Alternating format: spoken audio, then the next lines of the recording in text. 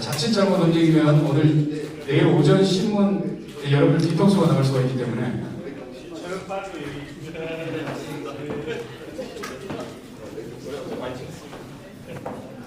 카메라 기자님 괜찮으세요? 뭔가 조금 이상한 느낌인데요? 표정이 괜찮습니까? 예, 알겠습니다. 자,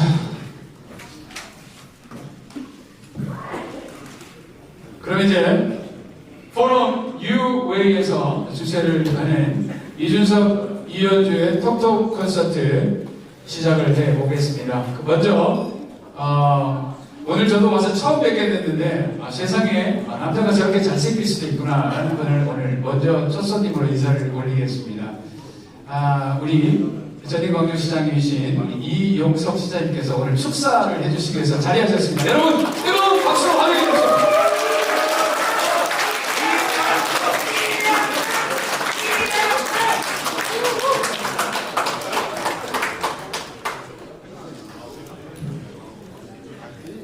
예, 안녕하십니까. 이용석입니다. 오늘 많이 오셨네요. 제왕적 대통령과 대립각을 세우고 집권 여당의 지도부에 쓴소리를 서슴지 않는 대단한 젊은 정치인 두 분이 오늘 우리 강주에 오셨습니다. 우리 이준석 대표, 이현주 의원, 강주 시민과 함께 열렬히 환영합니다. 박수 한번 쳐주십시오.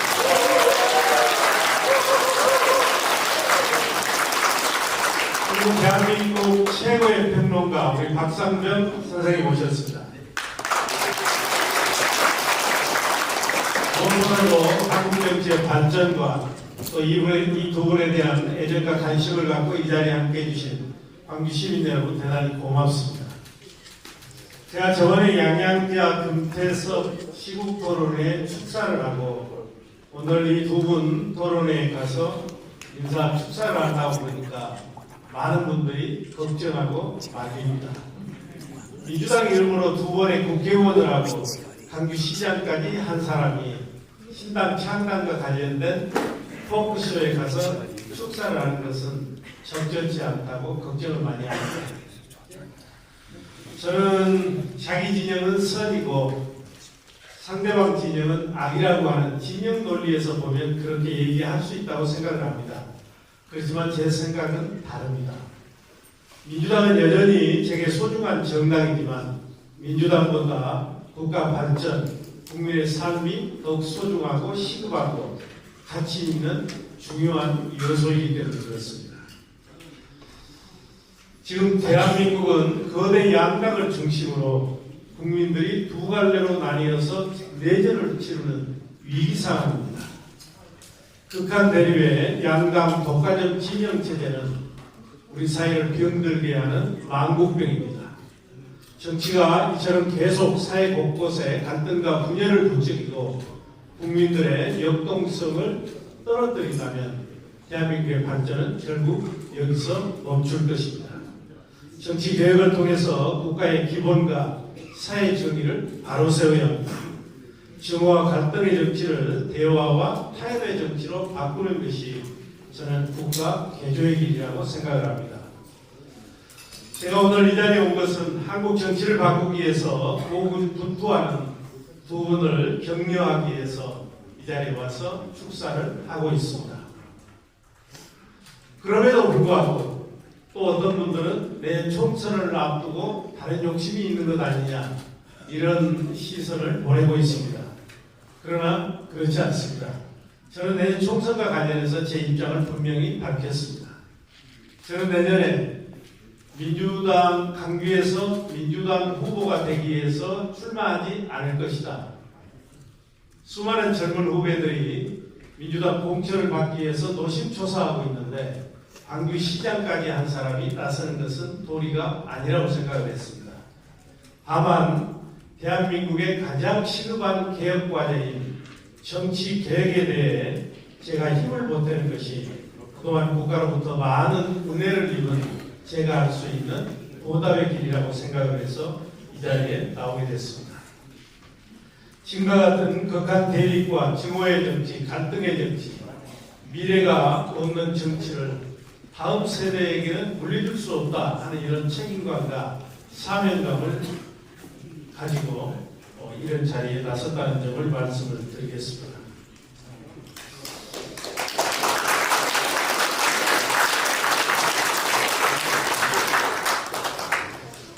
그러면 한국 정치가 이렇게 끝도 없이 삼류 저질 정치로 추락하는 원인은 무엇일까요? 여러분 뭐라고 생각을 하십니까? 두 가지지요. 정치인들의 자질 부족 문제, 두 번째는 제도와 시스템의 문제입니다. 근데 저는 정치인의 자질 부족 문제보다도 이런 저질 정치를 부추기는 제도와 시스템이 훨씬 더 근본적인 문제라고 생각을 합니다. 왜 그러냐면 사람은 제도와 틀 속에서 생각하고 행동하기 때문에 제도와 시스템이 제대로 갖춰지지 않으면 좋은 정치를 하려고 해도 그 뜻을 이루기가 어렵습니다. 지금 더불어민주당과 국민의힘이 내년 총선을 앞두고 유권자들의 표심을 자극하기 위해서 정치인 물갈이를 얘기를 합니다. 그러나 여러분, 우리가 300명의 국회의원을 다 바꾼다고 해도 지금보다 제도와 시스템이 개혁되지 않으면 지금보다 한국 정치는 더 나아진다는 보장이 없습니다. 그러면 어떠한 제도와 시스템을 바꿔야 되느냐? 수없이 많죠. 저는 그게 두 가지라고 생각을 합니다. 국민의 요구에 반응하지 않는 5년 단임의 제왕적 대통령제, 그리고 양강 독과점 체제를 견고하게 강화해온 승자 독식의 소선거제, 이 두 가지를 바꿔야 됩니다. 우리나라는 이상한 나라입니다. 5년마다 정권이 바뀌는 게 아니고 국가가 바뀝니다. 새로 들어선 정부는 앞선 정부를 적폐의 대상으로 여기고 국가 정책과 국정 성과는 개선되지 않습니다. 이런 나라에서 어떻게 100년 대계가 가능하겠습니까? 그리고 세계적으로 역사적으로 보면 많은 성과를 남긴 리더들의 공통점이 있습니다. 오래 임기를 채웠다는 겁니다. 오랫동안 근무했다는 것입니다.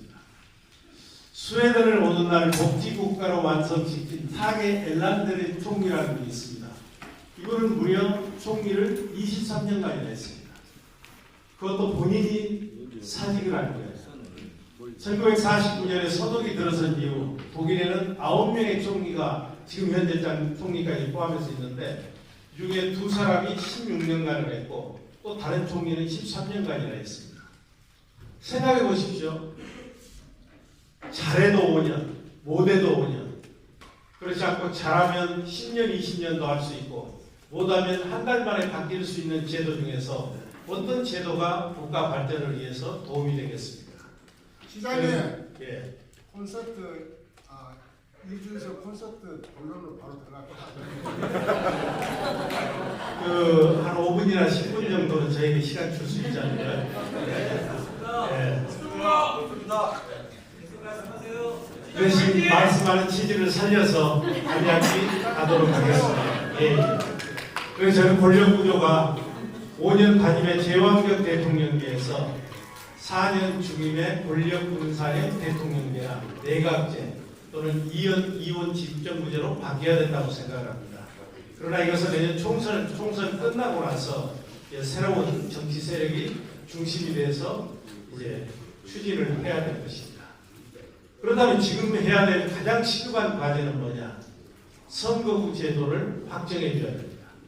정치권이 지금 소선거구제에서 도농 복합형 중대선거구제 또는 연동형 비례대표제, 권역별 비례대표제 이것만 채택을 해줘도 이거는 다단계로 갈 수가 있고 그렇다면 지금 갈등과 증오의 정치에서 대화와 타협을 통한 협치로 갈 수 있는데 양강이 안 하고 있습니다.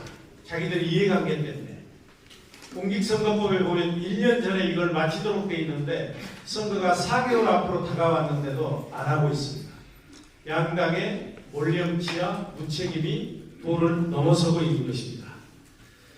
저는 이제 방법은 하나밖에 없다. 무작정 국회를 기다릴 수 없고 뜻 있는 사람들이 모여서 혁신신당을 만들어서 대화와 타협의 협치 생태계를 만드는 게 중요하다고 생각을 합니다.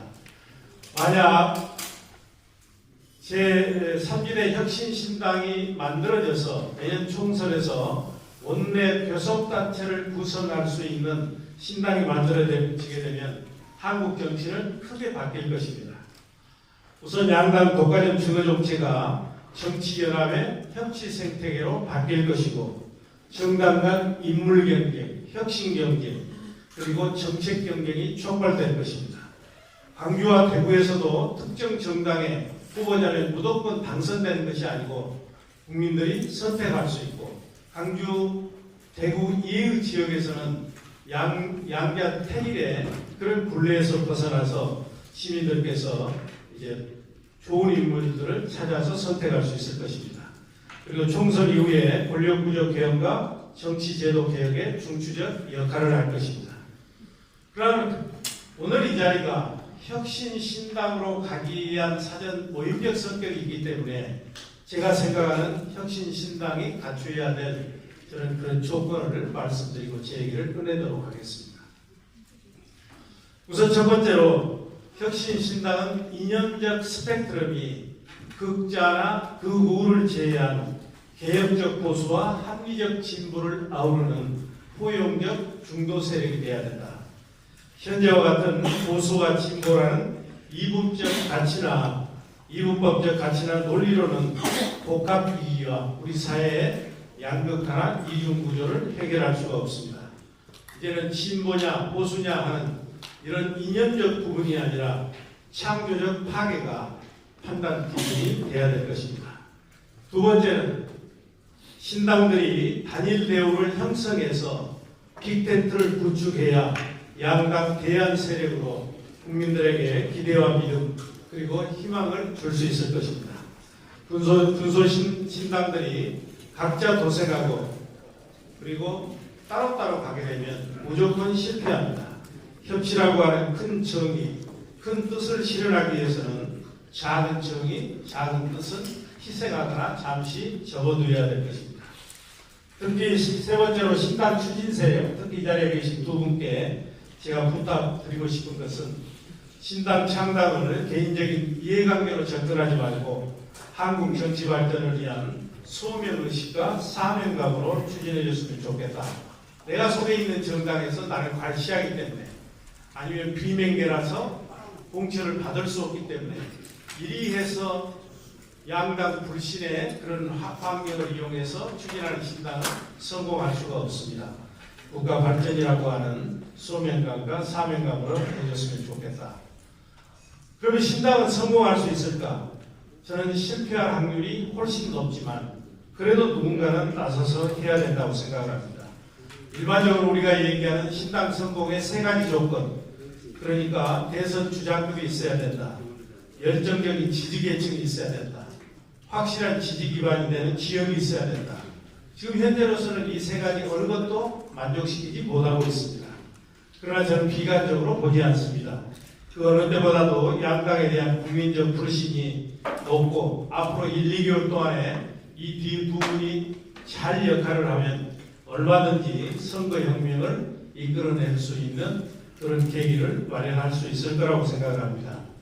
그리고 2017년에 프랑스 대통령 선거에서 거대 양당을 제치고 중도 신당 후보인 마크롱이 당선된 결과가 2027년 대한민국에서도 얼마든지 펼쳐질 수 있다고 생각을 합니다. 저는 정부에서 35년, 정치권에서 15년 평생을 헌신, 봉사, 절제의 자세로 국민을 섬겼습니다. 저는 중요한 결정을 할 때마다 두 가지가 제 판단 기준이었습니다. 하나는 훗날 역사는 어떻게 평가할 것인가, 또 하나는 무엇이 국가 발전에 기여하는 것인가. 저는 지금 정치 개혁에 나서는 것이 계획이고 정의라고 생각을 합니다. 마지막으로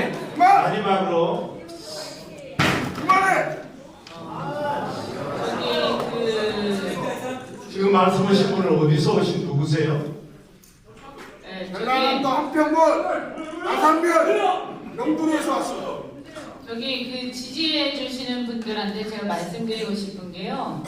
그 우리가요 양당의 지지자분들이 극성스럽게 너무 좋아하다 보니까 다른 생각 혹은 여러 가지 다양한 생각들을 존중하지 않는 정치에 대해서 우리가 좀 바꾸고자 하는 거예요. 그래서 여러분들이 우리는 좀 다른 모습을 보였으면 좋겠다. 제가 꼭 좀 부탁을 드립니다. 우리 저기 계시는 우리 어르신께서도 정말 여기까지 와주시면 너무 감사한데 가서 나 소박 줘야 돼. 빨리 끝내고. 마무리하겠습니다. 네네, 마무리하겠습니다. 농사 짓다가 오셨어요. 다 끝났습니다. 고맙습니다. 자, 마지막으로 이준석 대표, 이현주 의원께서 제3지대 혁신신당을 성공시켜서 한국 정치의 새로운 역사를 써주시고 우리 국민들에게 꿈과 희망을 주시기를 부탁드리겠습니다. 전부 응원하겠습니다.